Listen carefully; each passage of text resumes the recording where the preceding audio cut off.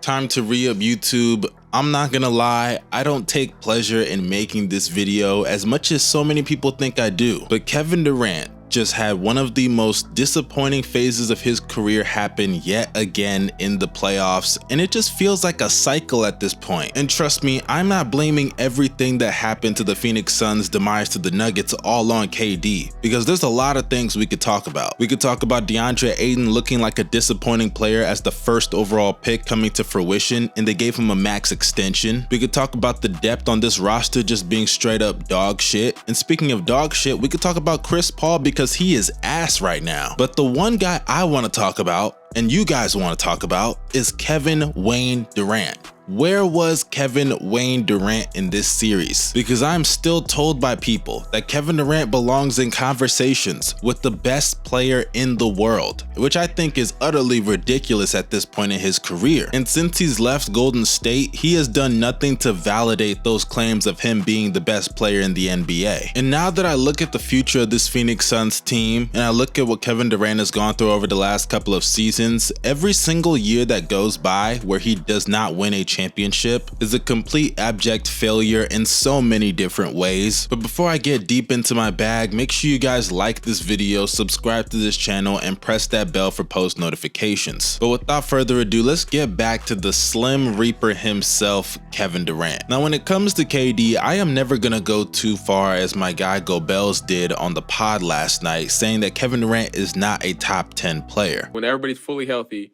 Kevin Durant is not in my top 10, dog. So, Bells, did you just say Kevin Durant's not in your top 10 players? So, go Bells, Oh, go through my your 10 God. again. Wait, Moshe, Oh before you my go off, God. go through your 10 Oh again. my God. So, Bro, Jokic, I can't Giannis, do this. Embiid. I can't do this. Okay, yo, hold up. I swear to God, nigga. He actually left.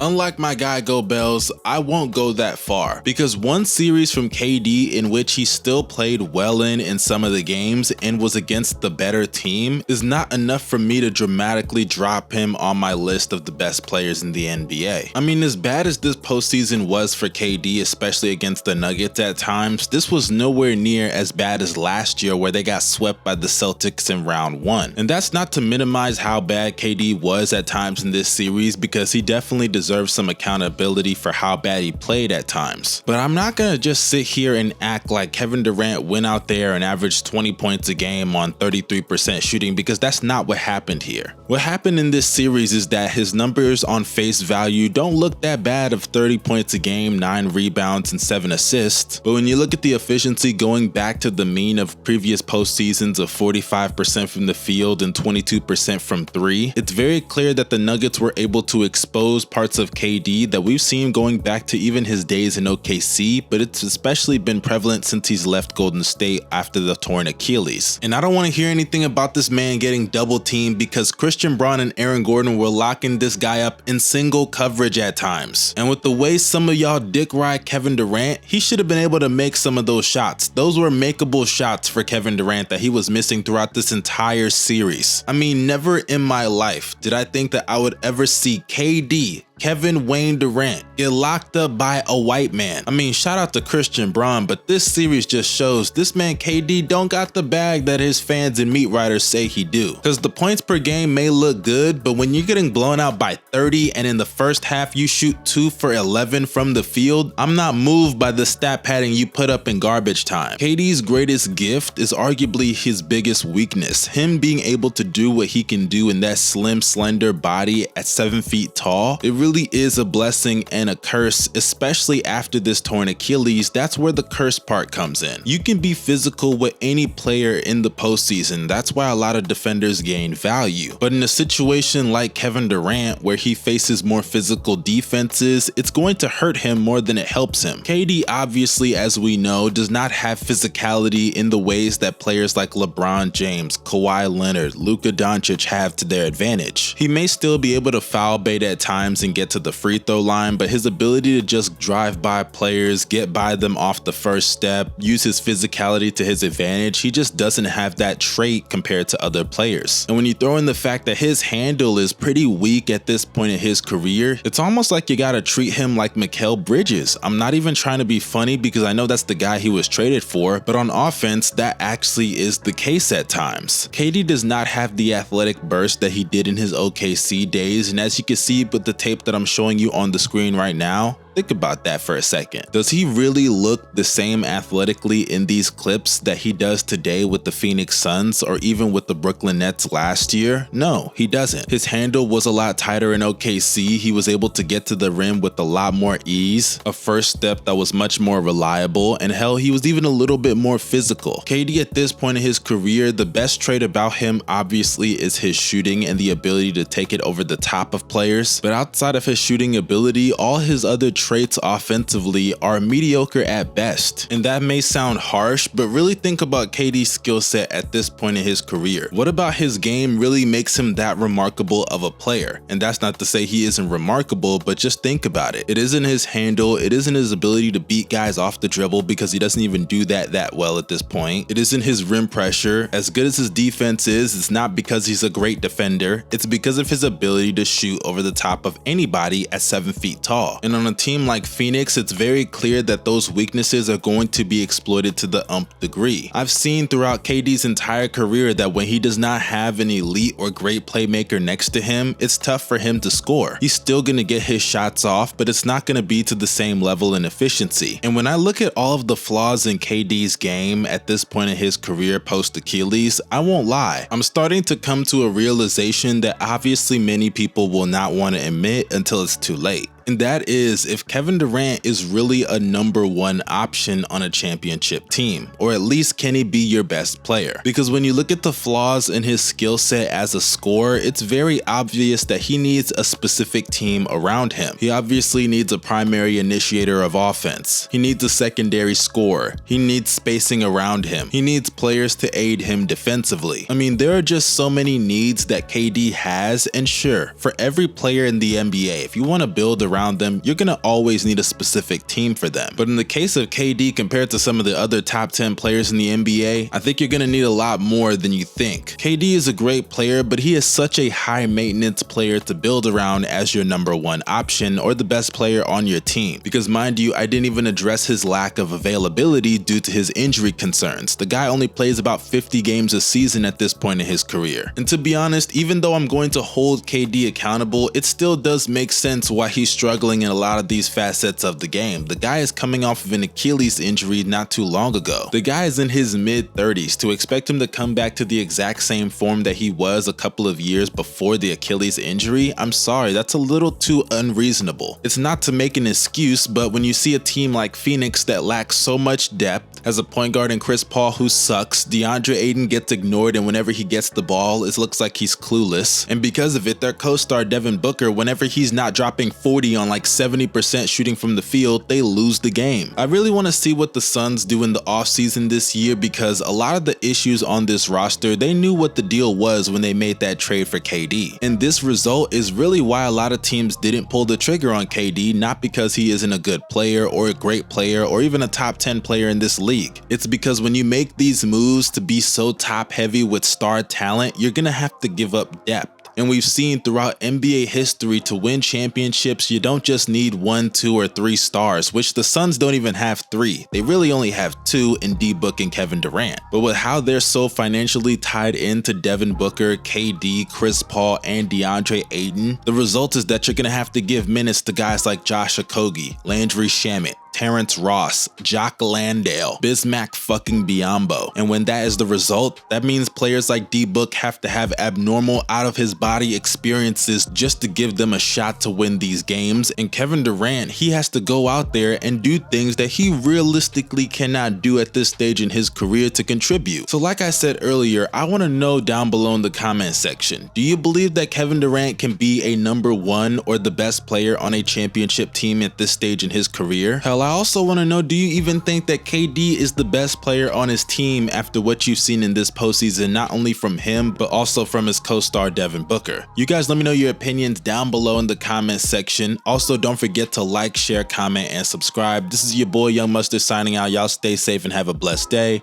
Peace.